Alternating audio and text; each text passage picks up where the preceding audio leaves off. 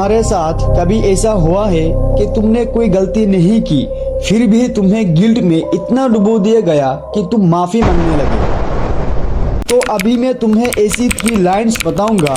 अगर इनमें से एक भी लाइन तुम्हें फेमिलियर लग रही है तो तुम्हारा दिमाग सालों से हैक किया जा रहा है और तुम्हें पता भी नहीं चला। नंबर 1, अगर तुम मुझसे प्यार करते हो तो तुम्हारी वजह से ही मुझे इतना दुख हुआ। ठीक है, फिर मैं ही गलत हूँ हमेशा की तरह। ये कोई नॉर्मल आर्गुमेंट नहीं है, इसे साइकोलॉजी में कहते हैं इमोशनल ब्लैकमेल।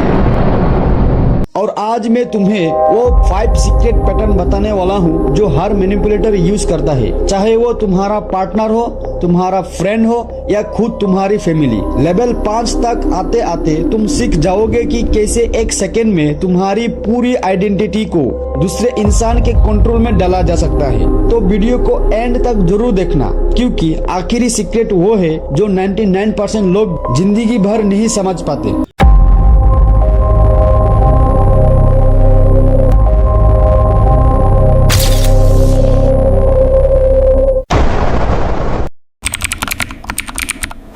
तो पहले समझो गेम कैसे शुरू होता है।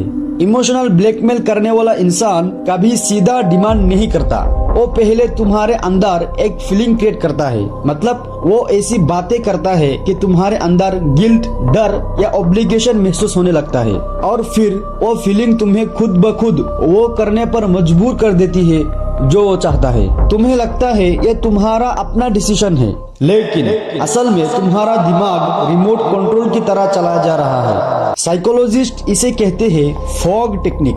फियर, ऑब्लिगेशन एंड गिल्ट, ये 3 इमोशन इतने पावरफुल है कि ये तुम्हारी लॉजिक को पूरी तरह ओवरराइड कर देती है। मतलब इमोशंस का असर इतना बढ़ जाता है कि तुम लॉजिक से नहीं बल्कि इमोशन में आकर फैसला लेने लगते हो।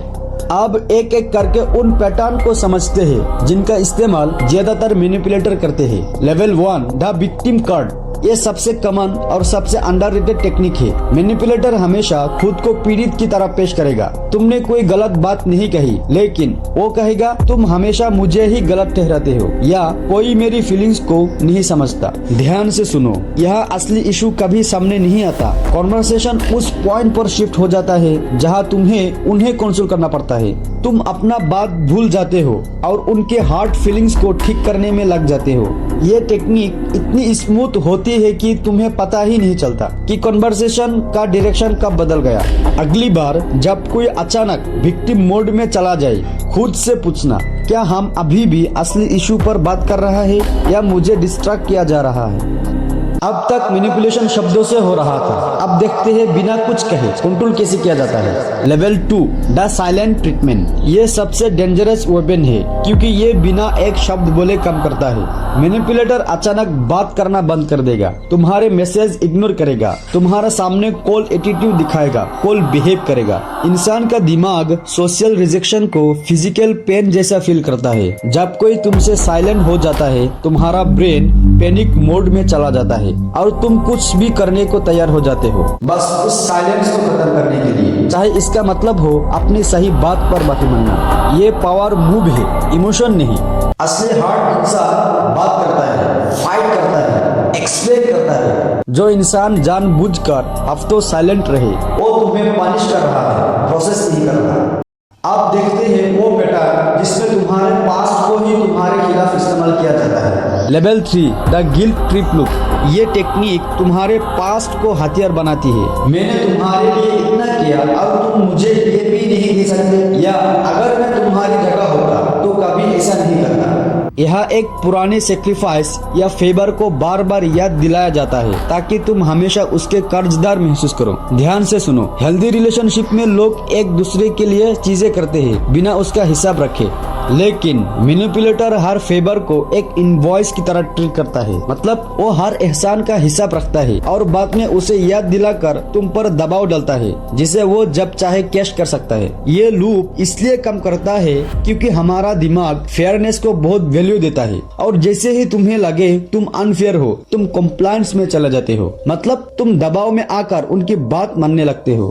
लेकिन अब कंट्रोल का तरीका बदल जाता है। Level 4, the conditional love. ये सबसे सटल और सबसे डीप हैक है। अगर तुम सच में मुझसे प्यार करते तो ये करते। ये लाइन सुनते ही तुम्हारा दिमाग एक फॉल्स इक्वेशन बना लेता है, यानी तुम्हारा दिमाग एक गलत सोच बना लेता है कि love is equal to obedience. मतलब तुम सोचने लगते हो कि अगर प्यार है तो सामने वाले की हर बात मानना ही पड़ेगा। लेकिन असली लव कभी कंडीशनल नहीं होता। जब कोई तुम्हारे प्यार को टेस्ट में बदल दे, हर बार जब तुम ना कहो तो तुम्हें फील कराए कि तुम्हारा प्यार कम है, समझ लेना ये रिलेशनशिप नहीं, ये ट्रांजैक्शन है। हेल्दी रिलेशनशिप में ना कहने से लव कम नहीं होता, लेकिन मैनिपुलेटर के लिए तुम्हारे हर बाउंड्री एक थ्रेड है जिसे वो दिल से तोड़ना चाहता है। और आप बात करते हैं लेवल 5 की, जो मैंने शुरू में प्रॉमिस किया था, द रियलिटी शिफ्टिंग टेक्निक। इसे कहीं कहीं गैस लाइटिंग भी कहते हैं, लेकिन इमोशनल ब्लैकमेल के कॉन्टेक्स्ट में ये और भी सटल है। मैनिपुलेटर तुम्हें कन्विंस करता है कि तुम्हारी फीलिंग्स गलत है, ओवर रिएक्शन है, या तुम बहुत सेंसिटिव हो। तुम हर छोटी बात को इतना बड़ा बना देते हो, या मैंने तो मजाक में कहा था, तुम सीरियसली क्यों ले रहे हो। ये लाइन सुनकर तुम खुद अपनी फीलिंग्स पर डाउट करने लगते हो, और जब इंसान खुद अपनी फीलिंग्स पर भरोसा करना बंद कर दे, तब वो पूरी तरह मैनिपुलेटर के नैरेटिव पर डिपेंड हो जाता है। यही असली गोल है, तुम्हें अपने ही रियलिटी से डिस्कनेक्ट करना। ये सबसे खतरनाक लेवल है, क्योंकि यहाँ तुम्हें पता ही नहीं चलता कि तुम मैनिपुलेट हो रहे हो। तुम्हें लगता है प्रॉब्लम तुम्हारी है, तुम्हारी सेंसिटिविटी है, तुम्हारी ओवर थिंकिंग है। अब सवाल ये है कि इससे बचा कैसे जाए। पहली चीज, नोटिस करना सीखो पैटर्न को, कंटेंट को नहीं। हर आर्ग्यूमेंट अलग होगा, लेकिन फोक पैटर्न वही रहेगा, फियर, ऑब्लिगेशन, गिल्ट। अगर तुम्हें किसी कन्वर्सेशन के बाद बार बार ये फील हो कि तुम गलत हो, बिना ये समझे कि असल में क्यों, वो रेड फ्लैग है। दूसरी चीज, अपनी बॉडी को सुनो।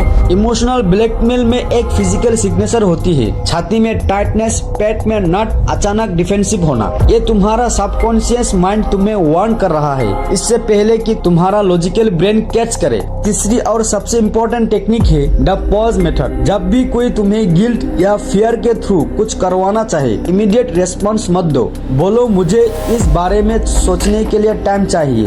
ये सिंपल सेंटेंस मैनिपुलेटर की सबसे बड़ी ओपन को डिफ्यूज कर देता है, जो है तुम्हारा इंस्टेंट इमोशनल रिएक्शन। असली मैनिपुलेटर हमेशा चाहता है कि तुम फीलिंग्स में डिसीजन लो, थिंकिंग में नहीं। जैसे ही तुम पॉज लेते हो, पावर वापस तुम्हारे पास आ जाता है। एक आखिरी बात याद रखना, हेल्दी रिलेशनशिप में लोग तुम्हारी फीलिंग्स को रेस्पेक्ट करते हैं, भले ही वो उनसे डिसएग्री करे।